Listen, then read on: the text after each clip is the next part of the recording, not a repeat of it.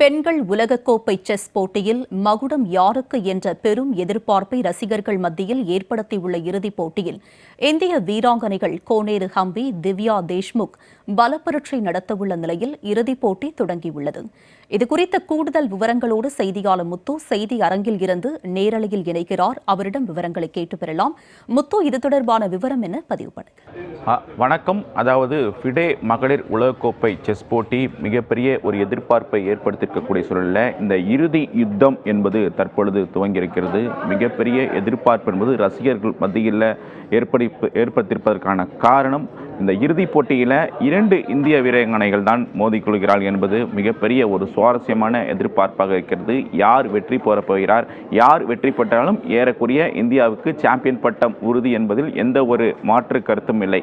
அதாவது 3வது ஃபிடே மகளிர் செஸ் உலகக்கோப்பை போட்டி என்பது கடந்த ஜூலை 5ஆம் தேதி ஜார்ஜியாவில் இருக்கக்கூடிய பதிமி நகரில் தொடங்கியது. கிட்டத்தட்ட 107 வீராங்கனைகள் கலந்து கொண்டு விளையாடினர். குறிப்பாக இந்தியாவை பொறுத்தவரைக்குமே தமிழகத்தைச் சேர்ந்த வைசாலி, அதே போல திவ்யா தேஷ்முக், ஹரிகா துரோணவல்லி, கோனார் ஹம்பி உட்பட மொத்தம் 4 வீராங்கனைகள் கலந்து கொண்டார்கள். இந்த நிலையில் இந்த இறுதிப் போட்டிக்கு 2 இந்திய வீராங்கனைகள் தகுதி பெற்று இந்த இறுதிப் போட்டியை துவங்கியிருக்கிறார்கள். குறிப்பாக இந்த தொடரை பொறுத்தவரைக்குமே மிகப்பெரிய சுவாரஸ்ய நிகழ்வுகளும் நடந்திருக்கிறது. கடந்த சில ஆண்டுகளாகவே மகளிர் செஸ் போட்டியில் தொடர்ச்சியாக இந்தியா கடுமையான வளர்ச்சியை பெற்று வருகிறது. ஏற்கனவே அந்த செஸ் ஒலிம்பியாட் போட்டியில் தங்கப்பதக்கம் வென்றார்கள். அதனைத் தொடர்ந்து வந்தக்கூடிய அந்த ரேபிட் செஸ் போட்டியிலே தங்கப்பதக்கம் வென்றார்கள்.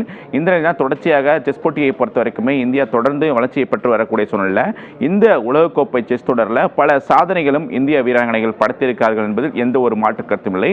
அதை குறிப்பாக சொல்லணும்னால் கிட்டத்தட்ட இந்த தொடரை பொறுத்த வரைக்குமே பல்வேறு நாடுகளில் இருந்து 107 வீராங்கனைகள் கலந்து கொண்டு விளையாடினார்கள். இந்த 107 வீராங்கனைகளில் இந்தியாவைச் சேர்ந்த 4 வீராங்கனைகள் காலிறுதிப் போட்டிக்கு முன்னேறினார்கள். இது முதல் முறையாக இந்தியா இந்த செஸ் தொடரில் 4 வீராங்கனைகள் காலிறுதிப் போட்டிக்கு முன்னேறுவது இதுவே முதல் நிகழ்வாகும். குறிப்பாக அதனைத் தொடர்ந்து அரையிறுதிப் போட்டிக்கு முன்னேறிய முதல் வீராங்கனை என்ற சாதனையை கோனார் ஹம்பியும், இறுதிப் போட்டிக்கு முன்னேறிய முதல் வீராங்கனை என்ற சாதனையை திவ்யா தேஷ்முக்கும் படைத்திருந்தார். குறிப்பாக இந்த செஸ் தொடரை பொறுத்தவரைக்குமே இந்தியாவிற்கு மிகப்பெரிய ஒரு வரலாற்று நிகழ்வாக பார்க்கப்பட்ட நிலையில் தற்பொழுது இந்த இறுதி யுத்தம் என்பது தொடங்கியிருக்கிறது. மிகப்பெரிய இறுதி யுத்தம் என்பது தொடங்கியிருக்கக்கூடிய சூழலில் கிளாசிக்கல் முறையில் இந்த இறுதிப் போட்டி என்பது நடைபெற இருக்கிறது. 2 நாட்கள் இந்த போட்டி என்பது நடைபெற இருக்கக்கூடிய சூழலில் இன்று மற்றும் நாளை இந்த இறுதிப் போட்டி என்பது நடைபெற இருக்கிறது. கிட்டத்தட்ட கிளாசிக்கல் முறையில் இந்த போட்டி என்பது நடைபெற இருக்கக்கூடிய சூழலில் முதல் 40 நகர்கள் என்பது 90 நிமிடங்கள் என்பது ஒதுக்கப்படும். முதல் 40 நகர்களுக்கு 90 நிமிடங்கள் என்பது ஒதுக்கப்படும். அடுத்தபடியாக அடுத்த நகர்களுக்கு 30 நிமிடங்கள் என்பது ஒதுக்கப்படும். அதன் பிறகு கூடுதலாக ஒவ்வொரு நகர்களுக்கும் 3 வினாடிகள் என்பது ஒதுக்கப்பட்டு கிட்டத்தட்ட இந்த போட்டி என்பது ஏறக்குறைய 5 மணி நேரம் இந்த போட்டி நடைபெற்றாலும் எந்த ஒரு ஆச்சரியப்படுவதற்கும் ஒன்றுமில்லை. தொடர்ச்சியாக இந்த போட்டி என்பது நடைபெற்றுக் கொண்டுதான் இருக்கும்.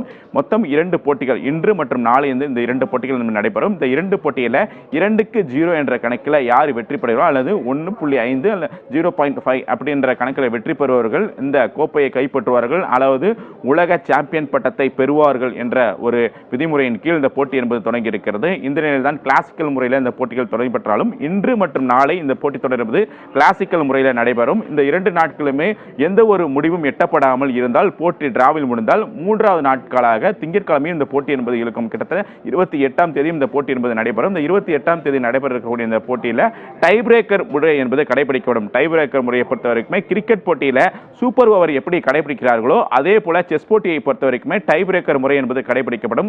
அந்த டை பிரேக்கர் முறையில் கடைபிடிக்கப்பட்டு அதிலும் வெற்றி வாய்ப்பு என்பது யாருக்கும் பிரகாசப்படுத்தாமல் மீண்டும் மேலும் 2 வாய்ப்புகள் வழங்கப்படும். அதன் பிறகு வழங்கப்பட்டதான் யார் போட்டியின் வெற்றியாளர் என்பது தீர்மானிக்கப்படும். இந்த நிலையில் தான் தற்போது இந்த போட்டி என்பது தொடங்கியிருக்கிறது. இந்த போட்டி தொடங்கியிருக்கக்கூடிய சூழலில் இறுதிப் போட்டிக்கு வந்திருக்கக்கூடிய 2 வீராங்கனைகளுமே சளைத்தவர்கள், எதற்கும் சளைத்தவர்கள் இல்லை என்பது குறிப்பிடத்தக்க ஒன்றாகும். குறிப்பாக திவ்யா தேஷ்முக்கை பொறுத்தவரையும் சரி, கோனார் ஹம்பியை பொறுத்தவரைக்கும் சரி இந்தியாவை சேர்ந்தவர்கள். அதில் முக்கியமாக பார்க்கப்படுவது திவ்யா தேஷ்முக். திவ்யா தேஷ்முக்கை பொறுத்தவரைக்குமே மகாராஷ்டிரா மாநிலத்தைச் சேர்ந்தவர். மகாராஷ்டிரா மாநிலத்தைச் சேர்ந்த திவ்யா தேஷ்முக்கை பொறுத்தவரைக்குமே 19 வயதே ஆன இவர் தொடர்ச்சியாக இவருடைய போட்டி என்பது ஆக்ரோஷமாக இருக்கும். கடந்த சில ஆண்டுகளாக இவர் தொடர்ச்சியாக வெற்றியை பெற்று வருகிறார். கிட்டத்தட்ட மருத்துவ குடும்பத்தைச் சேர்ந்த திவ்யா தேஷ்முக்கை பொறுத்தவரைக்குமே அவருடைய அக்கா பேட்மிண்டன் வீராங்கனை. அவருடைய அக்காவினுடைய விளையாட்டை பார்த்து பேட்மிண்டன் வீராங்கனையாக இருந்தாலும் கூட இவருடைய தேர்வு என்பது செஸ் போட்டியாக இருந்திருக்கிறது. செஸ் போட்டியை தனது 5 வயதிலே செஸ் போட்டியை தேர்வு செய்து தன்னுடைய செஸ் பயணத்தை தொடங்கிய திவ்யா தேஷ்முக் 7 வயதிலேயே நேஷனல் சாம்பியன்ஷிப்பில் வெற்றி பெற்று தன் மிகப்பெரிய முத்திரை வைத்தார். அதன் பிறகு பிரான்ஸ் மற்றும் தென்னாப்பிரிக்காவில் இருக்கக்கூடிய டர்பன் தளங்களில் நடைபெற்ற அந்த உலக இளையோருக்கான அந்த போட்டியில் சாம்பியன் பட்டம் வென்றார் திவ்யா தேஷ்முக். அதனை பிறகு தொடர்ச்சியாக பல்வேறு வெற்றிகளை குவித்து வந்தாலும் கடந்த 2021ஆம் ஆண்டு கிராண்ட் மாஸ்டர் என்ற அந்தஸ்தையும் 2023ஆம் ஆண்டு சர்வதேச மாஸ்டர் என்ற அந்தஸ்தையும் பெற்றிருந்தார் திவ்யா தேஷ்முக். இந்த நிலையில் தற்பொழுது இந்த தொடரை பொறுத்தவரைக்குமே ஆக்ரோஷமாக விளையாடி இறுதிப் போட்டிக்கு முன்னேறி இருக்கிறார். இறுதிப் போட்டிக்கு முன்னேறும் மூலம் உலக செஸ் வரலாற்றில் இறுதிப் போட்டிக்கு முன்னேறிய முதல் இந்திய வீராங்கனை என்ற சாதனையும் திவ்யா தேஷ்முக் படைத்திருந்தார். இந்த நிலையில் தான் இன்றைய போட்டியில் அவர் வெற்றி பெறுவார். இந்த தொடரில் மிகப்பெரிய எதிர்பார்ப்பை தாக்கத்தையும் ஏற்படுத்துவார் என்று ஒட்டுமொத்த ரசிகர்கள் மத்தியில் மிகப்பெரிய எதிர்பார்ப்பு எழுந்திருக்கக்கூடிய சூழலில் அவரை எதிர்த்து விளையாடக்கூடிய கோனார் ஹம்பி அவர்களுக்கு சகல் சலத்தை கிட்டத்தட்ட 1987ஆம் ஆண்டு பிறந்த இவர் கிட்டத்தட்ட 25 வருடங்கள் செஸ் போட்டியில் அனுபவம் கொண்ட வீராங்கனையாக பார்க்கப்படுகிறார் கோனார் ஹம்பி. கோனார் ஹம்பியை பொறுத்தவரைக்குமே தன்னுடைய 15 வயதிலேயே கிராண்ட் மாஸ்டர் அந்தஸ்தை பெற்று அந்த காலகட்டத்தில் இளம் வயதில் கிராண்ட் மாஸ்டர் அந்தஸ்தை பெற்ற வீராங்கனையாக உருவெடுத்தார். அதன் பிறகு தொடர்ச்சியாக பல்வேறு வெற்றிகளை குவித்தாலும் தொடர்ந்து பல சாதனைகள் படைத்ததற்காக அவருக்கு அர்ஜுனா அவார்டு மற்றும் அர்ஜுனா அவார்டு மற்றும் பத்மஸ்ரீ விருது வழங்கப்பட்டது. பத்மஸ்ரீ விருதை பெற்ற 20 வயதில் பத்மஸ்ரீ விருதை பெற்றார் என்பது குறிப்பிடத்தக்க ஒன்றாகும். இந்த நிலையில் தற்பொழுது கோனார் ஹம்பியை பொறுத்தவரைக்குமே மிகப்பெரிய ரசிகர்களுக்கு மத்தியில் இந்த எதிர்பார்ப்பு ஏற்படுத்தக்கூடிய இந்த போட்டியில் களமிறங்கியிருக்கிறார். கோனார் ஹம்பியுடைய அனுபவம் மிகப்பெரிய வெற்றியை கை கொடுக்கும். 2 முறை ரேபிட் செஸ் போட்டியில் வெற்றி பெற்று ரேபிட் சாம்பியனாக இருக்கக்கூடிய கோனார் ஹம்பி இந்த தொடரையும் தன் வசப்படுத்துவாரா என்ற எதிர்பார்ப்பு மிகப்பெரிய எதிர்பார்ப்பை எழுந்திருக்கிற ரசிகர்களுக்கு மத்தியில் குறிப்பாக 2 வீரர்களுக்குமே இந்த போட்டியை துவங்குவதற்கு ஒரு சில உதாரணங்கள் இருக்கிறது.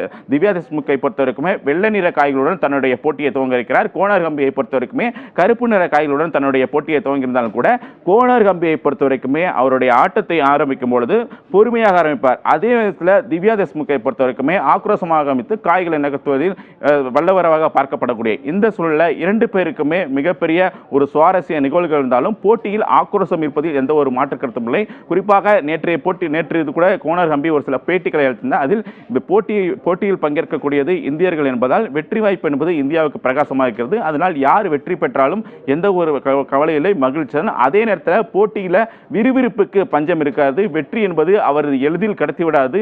ஆக இந்த போட்டி என்பது ரசிகர்களுக்கு மிகப்பெரிய விருந்தாக அமையும் என்று தெரிவித்தார். அதே நேரத்தில் திவ்யா தேஷ்முக்கை பொறுத்தவரைக்குமே 19 வயதே ஆனாலும் கூட கிட்டத்தட்ட 15 வருடங்களில் அவரோட அந்த செஸ் வாழ்க்கையில் நிறைவு செய்திருக்கிறார். ஆக அந்த 15 வருட அனுபவம் என்பது கை கொடுக்கும். ஆக மொத்தத்தில் இந்த போட்டி என்பது ரசிகர் மத்தியில் எதிர்பார்ப்பை ஏற்பட்டுள்ள இன்றைய தினம் இந்த முதல் சுற்று என்பது தொடங்கி இருக்கிறது. இந்த முதல் சுற்றை பொறுத்தவரை கிட்டத்தட்ட 5 மணி நேரம் போவதற்கும் வாய்ப்பு இருக்கு, உடனடியாக முடிவதற்கும் வாய்ப்பு இருக்கு. யாரும் வெற்றியை அவளது எளிதில் பெற்றுவிட மாட்டார்கள், தோல்வியும் அவளை எளிதில் விட்டுக் கொடுக்க மாட்டார்கள் என்பதால் இந்த போட்டி என்பது ரசிகர்கள் மத்தியில் எதிர்பார்ப்பை ஏற்படுத்தியிருக்கிறது. இந்த போட்டி துவங்கி நடைபெற்று வரக்கூடிய அடுத்தடுத்த நகர்வுகளை மிகவும் துல்லியமாக நகர்த்துவார்கள் என்பதில் எந்த ஒரு மாற்று கருத்தும் இல்லை. முத்துக்குமார், இதற்கு முன்பு 2 இந்திய வீராங்கனைகள் இறுதி சுற்றில் மோதியிருக்கிறார்களா, இல்லை இதுதான் முதல் முறையா?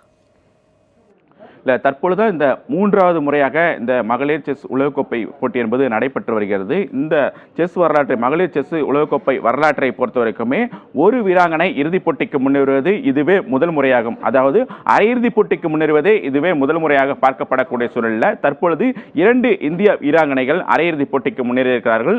2 இந்திய வீராங்கனைகள் எப்படி அரையிறுதிப் போட்டிக்கு முன்னேறியிருக்கிறார்களோ அதே போல அரையிறுதிப் போட்டியில் சீனா வீராங்கனை தான் அவர்கள் வீழ்த்தினார்கள். சீனா வீராங்கனையை வீழ்த்தி அதன் பிறகு இறுதிப் போட்டிக்கு முன்னேறியிருக்கிறார்கள். இந்த 2 இந்திய வீராங்கனைகளுமே இறுதிப் போட்டிக்கு முன்னேறியதும் ஒரு சுவாரஸ்யமான நிகழ்வு. அதே நேரத்தில் 2 இந்திய வீராங்கனைகளும் அரையிறுதிப் போட்டியில் சீனா வீராங்கனையை வீழ்த்தி இறுதிப் போட்டிக்கு முன்னேறியிருக்கிறார்கள். ஆக இந்த வரலாற்றில் கிட்டத்தட்ட இந்த செஸ் உலகக்கோப்பை வரலாற்றில் மகளிர் செஸ் உலகக்கோப்பை வரலாற்றில் 2 இந்திய வீராங்கனைகள் இறுதிப் போட்டிக்கு முன்னேறுவது இதுவே முதல் முறையாகும்.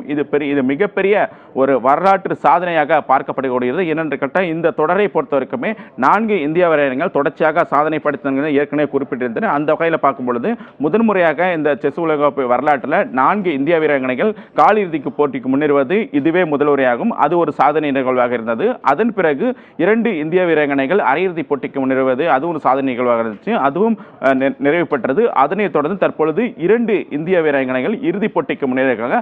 ஆக மொத்தத்தில் இந்தியாவிற்கு இந்த பதக்கம் என்பது உறுதியாக இருக்கிறது. போட்டியில் வெற்றி பெறக்கூடியவர்களுக்கு 43 லட்சம் பரிசு தொகையாகவும் 2ஆம் இடம் பிடிப்பவருக்கு 31 லட்சம் பரிசு தொகையாகவும் வழங்கப்படும் என்று குறிப்பிடத்தக்கது. ஆக்ரோஷமாக விளையாடக்கூடிய திவ்யா தேஷ்முக் முதல் முறையாக இந்த சாம்பியன் பட்டத்தை பெறுவாரா? அதே நேரத்தில் ஒவ்வொரு ரேபிட் செஸ் உட்பட பல பட்டங்களை கைப்பற்றிருக்கக்கூடிய கோனார் ஹம்பிக்கு உலகக்கோப்பை என்பது மிகப்பெரிய ஒரு எட்டாக்கணியாக இருந்தது. தற்பொழுது அதையும் இறுதிப் போட்டிக்கு வந்திருக்கிறார். ஆக அந்த எட்டாக்கணியை கனியாக பறித்து வெற்றியை பதிவு செய்வார் என்பது எந்த ஒரு மாற்று கருத்தும் இல்லை என்று ரசிகர்கள் மத்தியில் அவருக்கு பெரிய ஆதரவு இருக்கிறது. போட்டியின் முடிவு என்னதான் இருக்கும் என்பதில் இன்னும் 2 நாட்களில் நாம் தெரிந்து கொள்ளலாம். செஸ் உலகக்கோப்பை தொடர் தொடங்கியிருக்கும் நிலையில் இது பற்றிய விரிவான விவரங்களை பதிவு செய்தமைக்கு நன்றி முத்துக்குமார்.